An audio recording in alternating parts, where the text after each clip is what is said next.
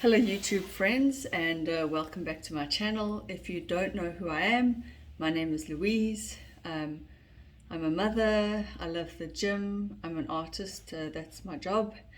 I do artwork that goes onto products that you can find in the store. And I'm also a deep thinker, a lover of life, and clearly I'm a YouTuber and I love to talk. And today I want to talk about how my thinking about aging is evolving and how I think about aging now. I'm 43. I had my birthday not too long ago. And it's funny, a while ago, when I first sort of started this channel a few months in, when I first restarted, I have had a channel for, since 2010, I think, 2011. I was going to make a whole video about my thoughts on aging and how it's so difficult to accept it. And slowly with age and time, I am being forced, but in the gentlest of ways, to accept aging. It's a process, I think, that we all have to go through, but it's particularly difficult for women, especially women in the Western world, with these ideals of youth and beauty.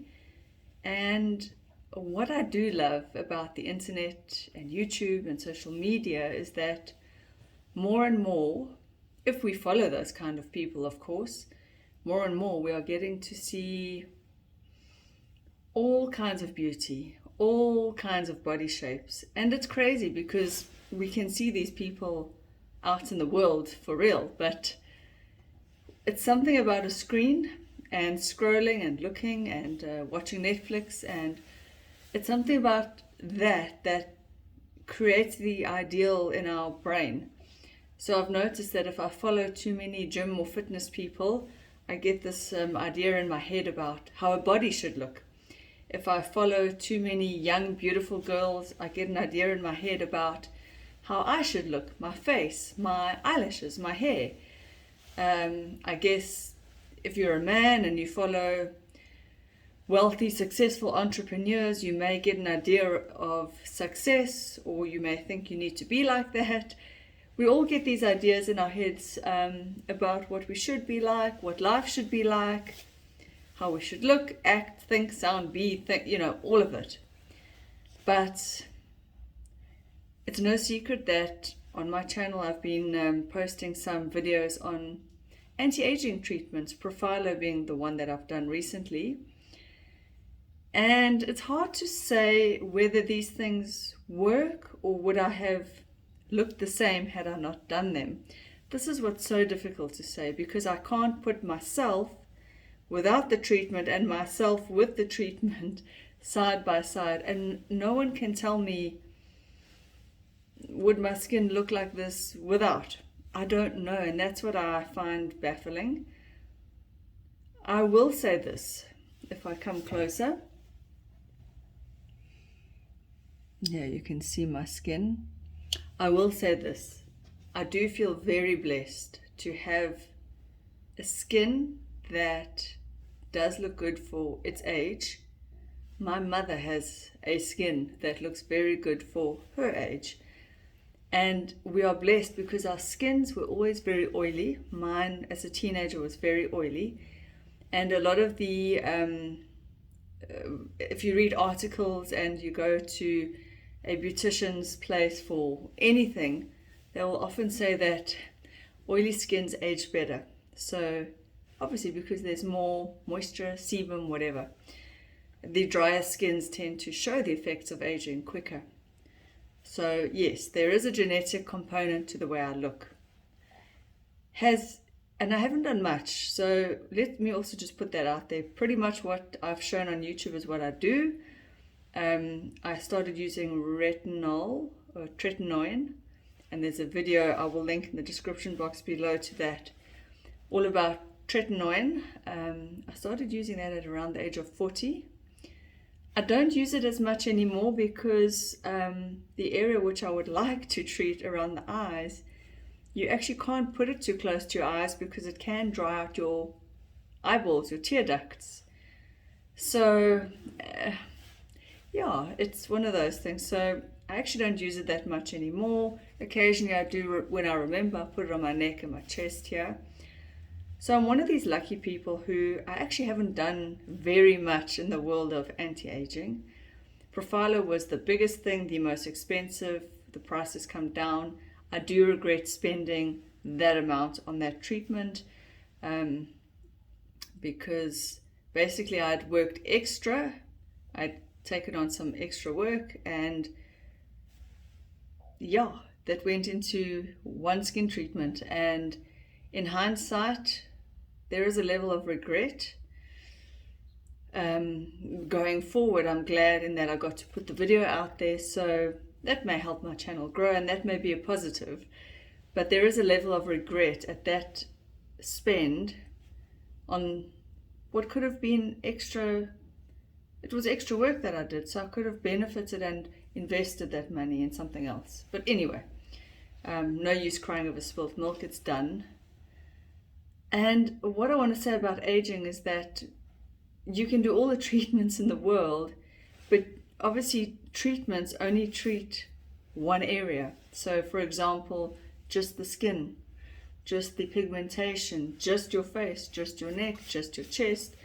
Some ladies are treating hands, which I was thinking about, but again, cost versus benefit, I don't think it's worth it.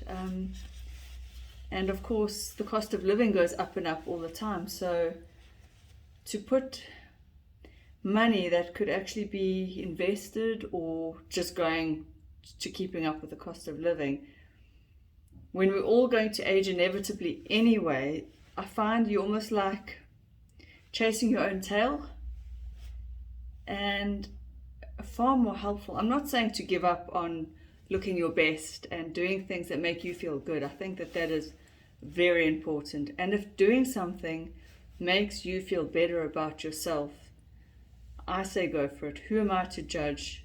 You must do you. If any of these treatments, microneedling, facials, dermaplaning, Profhilo, Botox, whatever it is, if you have it and you want to spend it and you want to do it, go for it. I mean, really, that's what a free world is about, right? But for me, in my life, I think I'm coming to the end of that very quickly. It was something that I've explored, but I think the basics are the basics. The basics work. Sunscreen, don't smoke if you can, avoid smoking, limit your sugar and your alcohol consumption to within moderate levels. Overall, try and eat healthy, but don't be carried up your arse about it, because of course we need to enjoy our lives, and enjoyment itself, I think, is anti-aging. Pleasure, enjoying yourself, spending time in nature, even if there's the sun risk, the damage, spending time with your friends and family, relaxing, stress relief, meditation, all these things I think are anti-aging. Going outside for a walk, getting fresh air, deep breathing, calming yourself down, believing in yourself, knowing yourself, reading books, expanding your mind, listening to really informative podcasts, learning something. Hence the reason I'm learning a little bit of Italian just for shits and giggles, because yes, it's on my bucket list, one of those dream destinations, but the learning of the language is just to challenge myself, to test myself. It's free. All of this is free on the internet. I mean, Duolingo is a fantastic app. It's free. You don't have to do the paid version. You can challenge your brain in so many ways, and that alone keeps you youthful. Learning keeps one young, I believe. Even just engaging like this on YouTube, it's keeping me young. Aging is about so much more. As I'm journeying along and hitting my mid-40s, I'm starting to see that the decay that I see physically, it's so not important. I thought it was. When you're 30 and you start to see your first grey hair, your first wrinkle, a little bit of signs of gravity. It does. It freaked me the F out. I freaked the fuck out.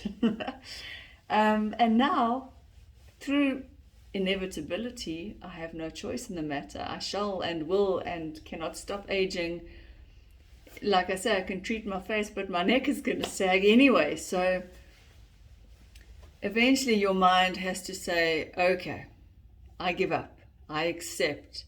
It's just what it is. And you have to start to focus on the things you can control. This we cannot control.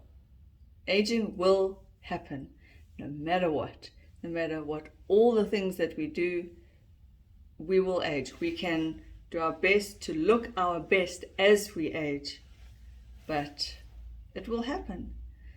And as I said, some of the things that are very controllable is exercise, diet, keep your weight within a healthy range, sunscreen, meditation. These are all good things. You can do these are within your control.